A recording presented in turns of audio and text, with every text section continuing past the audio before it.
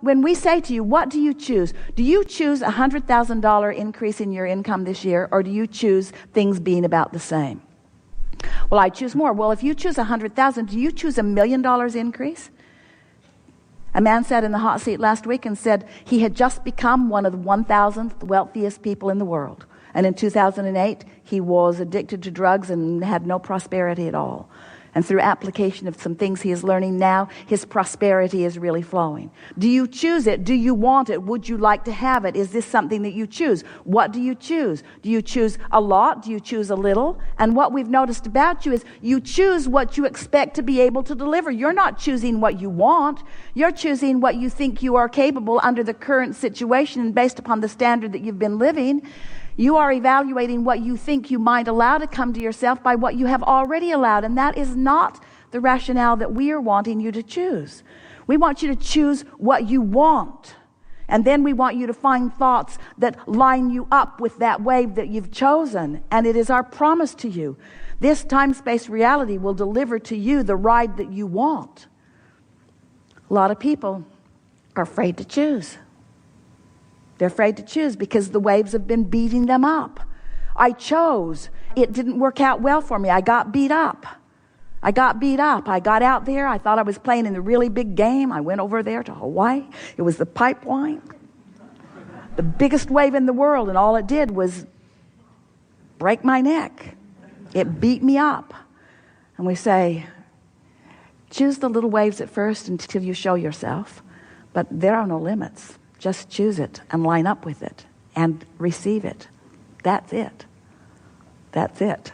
Nobody is holding you apart from anything but you and your own contradictory thoughts. Esther's epiphany. She said to her daughter and a friend and then another friend, I finally figured it out. All I have to do. They laughed just like that. They did.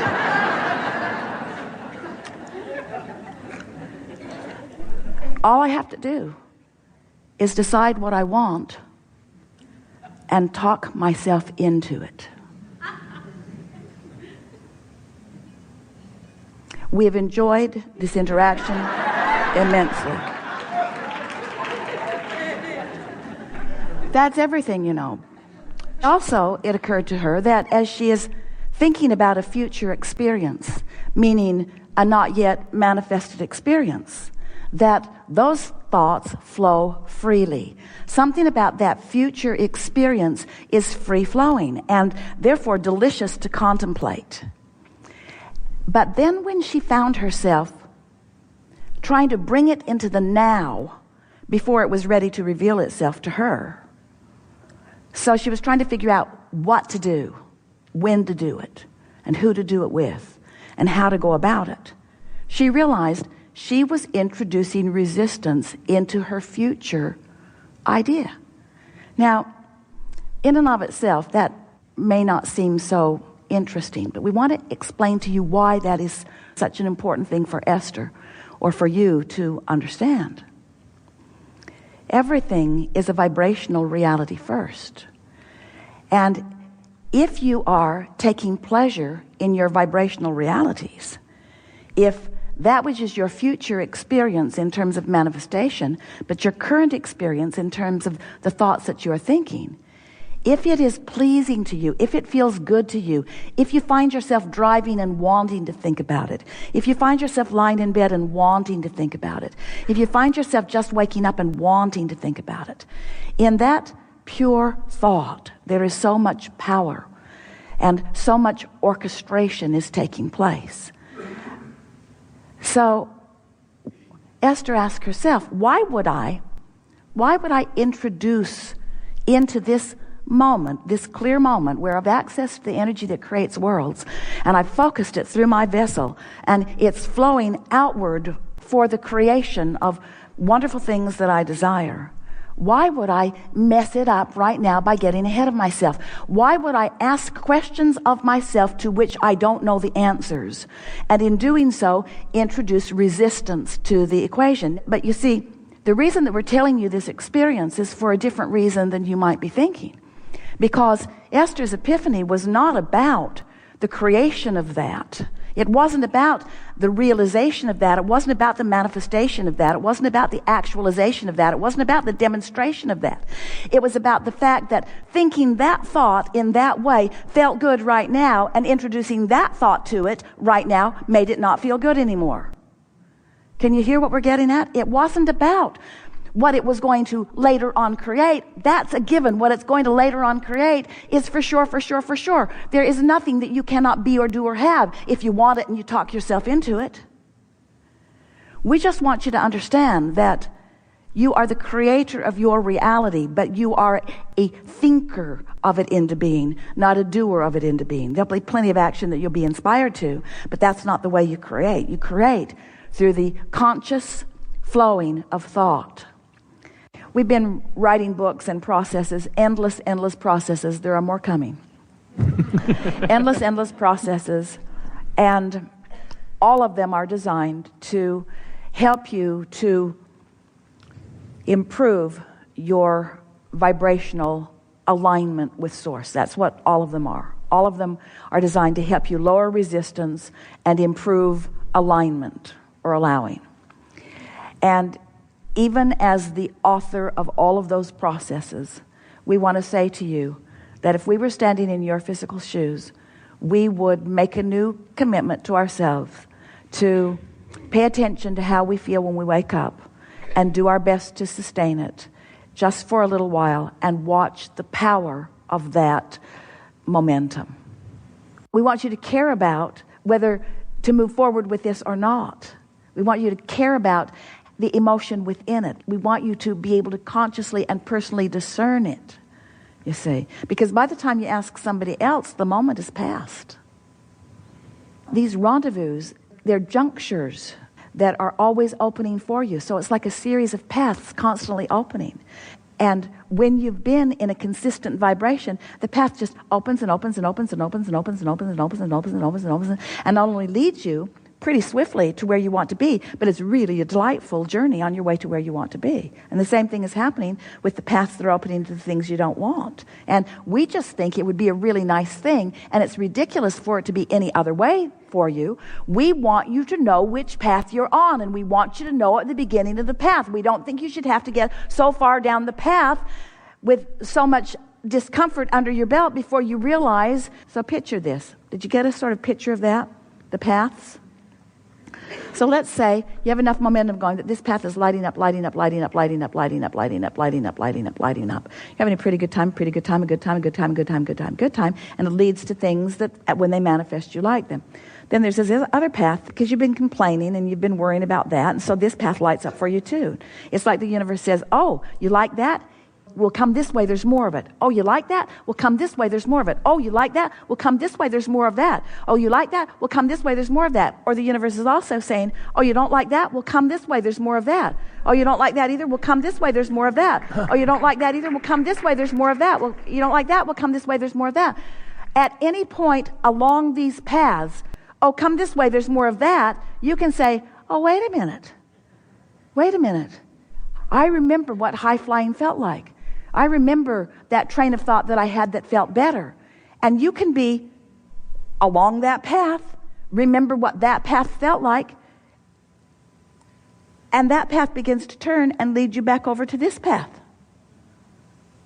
It really is that way. With all kinds of converging, rendezvousing thoughts and people and comments and circumstances and events. So, your question is a good one. And this is what we heard you say. Abraham, how far along my negative path do you think I should go before I decide to do something different? That's what we heard you say. And our answer is not that far. Not that far. Because there's a momentum. There's a momentum in the path. There's a momentum that will carry you until sometimes, and that's why we've been saying to our friends recently, when you realize that you're on that path and you don't have the presence of mind to do something about changing the direction of it, take a nap. Take a nap or meditate do something very different from what you're doing. But don't keep talking to that person in the way you're talking to them about the things that you're talking about. Don't continue whatever's going on, because it's just going to lead to more and more and more. Until you are deliberately reaching for sustained alignment and consciously acknowledging that you've got it going on, then often you just have to experience the results of the decisions that you make. In other words, we know that what you're saying is, how do I know in advance before I make the decision? We always say there are two ways to know what your state of alignment is. One is by the way you feel, and the other is by the way things are manifesting. So if you haven't accomplished it and you make a decision, and that's undoubtedly the reason that you're posing the question in the way that you are, everyone has outcomes that are less productive or less successful than they would like to have. And that's just one way of knowing that they made the decision and they took the action before they found alignment. What this discussion is all about is helping you to make sure that you find the alignment before you take the action.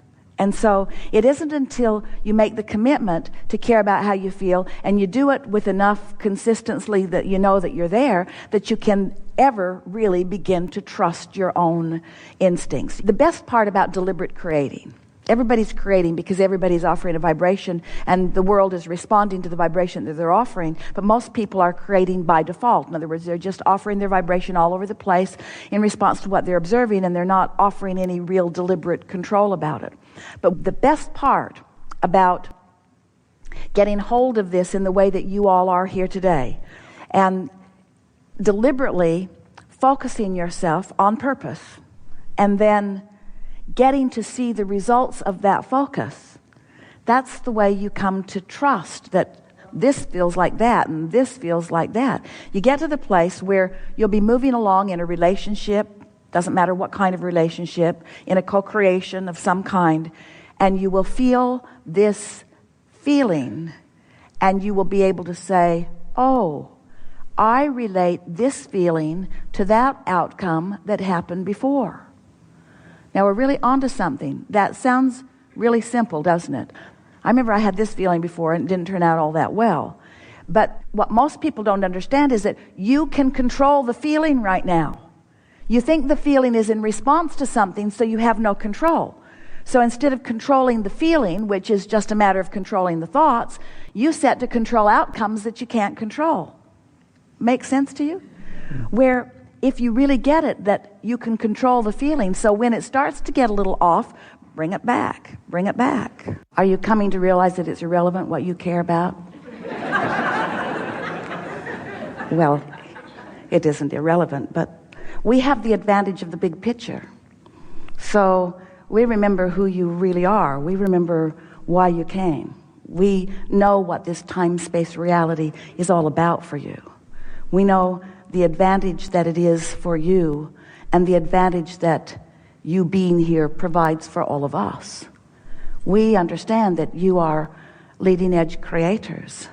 You are the most thoughtful species in this physical environment, which means you are the most creative in this physical environment. And since you are the leading edge of that which is source, that makes you important to this expansive equation. So, you've been listening to us for a little while. So we've dragged you through a lot of things, haven't we? You create your own reality. You said, oh, yay. And then you said, oh, no.